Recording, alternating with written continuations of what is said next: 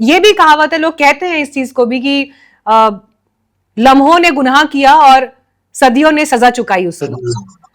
अब सवाल ये है, सरकार को फैसला लेना पड़ा कि वीजा रद्द करना है, पाकिस्तानी अपने देश वापस लौट के जाएं, हिंदुस्तानी वहां से आ रहे हैं, लेकिन जहां शादियां हो रखी हैं सर, जहां परिवार है, निशिकांत दुबे कह रहे हैं कि 5 लाख लड़कियां पाकिस्तानी हिंदुस्तान में रह रही हैं, नागरिकता उनके पास नहीं। मेरे ख्याल से ये उन्होंने स्टेटमेंट दिया था, हम अपने दर्शकों को सुना भी देते हैं।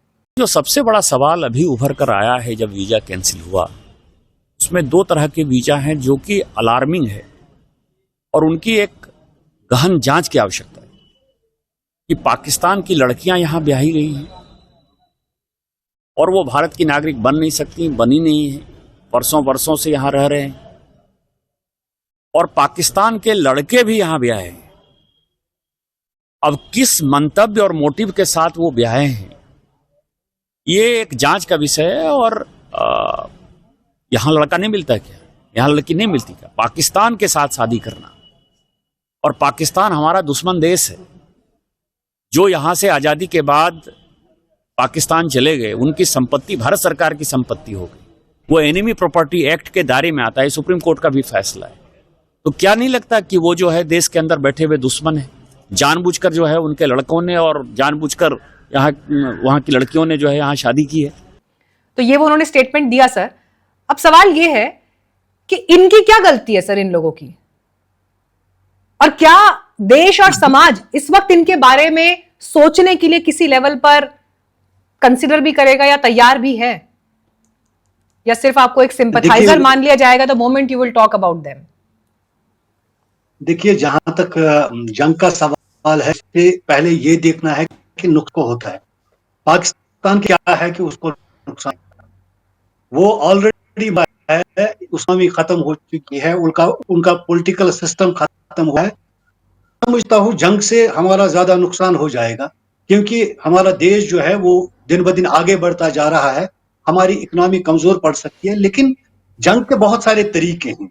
जंग अक्ल से लड़ी जाती है, जंग हथियार से नहीं लड़ी जाती है। सॉरी टू से, जो मेरे फौजी भाई वहां सामने कुछ बात कर रहे थे, मैं समझता हूं कि जो गवर्नमेंट ने स्टेप लिए, अगर मजीद कुछ ऐसे स्टेप्स उठाए जाए, नेचुरली वो मजबूर हो जाएगा। आलमी सतह पे हमें डिप्लोमेटिक तरीके से पाकिस्तान को सबक सिखाना होगा और उन्हें इसके लिए तैयार करना होगा कि वो अपनी सरजमीन पे आतंकवाद बंद करें।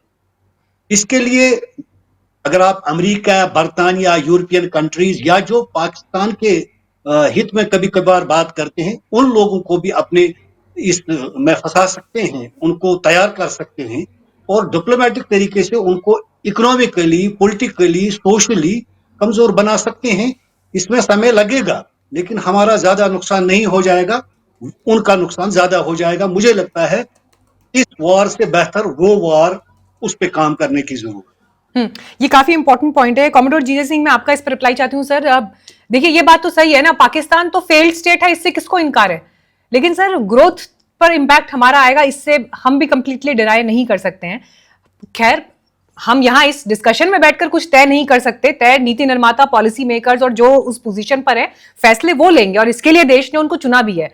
बट सर, जो अभी पोजीशनिंग लेकिन हम देख रहे हैं, जैसे टर्की ने एयरक्राफ्ट वहां पर उतार दिए हैं अपने, ये पोजीशनिंग कितनी मायने रखती है, इसका क्या इंपैक्ट हो सकता है सर? क्या वक्त आ गया है कि इंटरनेशनली भी कौन किसके साथ खड़ा है, आने वाले दिनों में पिक्चर क्लियर होगी, या न्यूट्रल स्टैंड ही हमको दिखाई देंगे? नहीं, ये तो बिल्कुल साफ हो गया कि कुछ देश पाकिस्तान के साथ भी खड़े हुए हैं, इसमें दो राय नहीं है। मगर मैं जो कहना चाहता हूं कि हमें ऐसा कोई प्रोजेक्शन दुनिया के अंदर नहीं देना चाहिए कि हम कमजोर हैं, वी हैव चिकन आउट। मैं वो मैसेज नहीं जाना चाहिए अगर हम वॉर पे नहीं जाते। अगर वॉर पे नहीं जाते तो मैं पहले उसका सोल्यूशन, सबसे पहले जब मैं शुरुआत में कहा कि कोई सिंबॉलिक, हमें जैसे बालाकोट ऑपरेशन था, बालाकोट ऑपरेशन सिंबॉलिक था, उनको बताया गया, एक मैसेज दिया गया कि आगे से आप समझ के कोई भी काम करना तो ये ख्याल रखना, हम आपको रिस्पॉन्ड करेंगे। हम बिल्कुल टॉलरेंट लोग नहीं है, क्योंकि हमारे जो देश का बाहर की दुनिया के अंदर, स्पेशली मैं समझता हूं कि जो हिंदुइज्म का हम लोग सब जो हैं, वो ऐसा है कि हम टॉलरेंट बहुत हैं, हम पीसफुल हैं, हम मार खा लेते हैं मगर कुछ कहते नहीं है। तो ये जो इम्प्रेशन है इसको भी हमने थोड़ा ठीक करना है, जैसे कि पहले बालाकोट ऑपरेशन स्ट्राइक ने किया। तो उसको ध्यान में रखते हुए मैं 2-3 दिन से काफी सोच विचार अपने मन में कर रहा हूं, तो इसका सोल्यूशन क्या है। तो मुझे ऐसे लगा कि ऑल आउट वॉर जैसे पोस्टरिंग तो चल रही है, हमारी नेवी तैयार बर तैयार, वो ऐसे जैसे आपने बता रहे थे कि हमने मल्टीपल ब्रह्मोस फायरिंग की है, उनके नेवल एसेट को तहस नहस कर सके किसी भी टाइम। हमारी आर्मी तैयार है, एयरफोर्स रेडी है, पूरे जिसे कहते हैं कॉम्बैट रेडी, बिल्कुल तैयार बर तैयार है, सब कुछ चीजें अपनी अपनी जगह पे लगा दी गई हैं, हो गई हैं।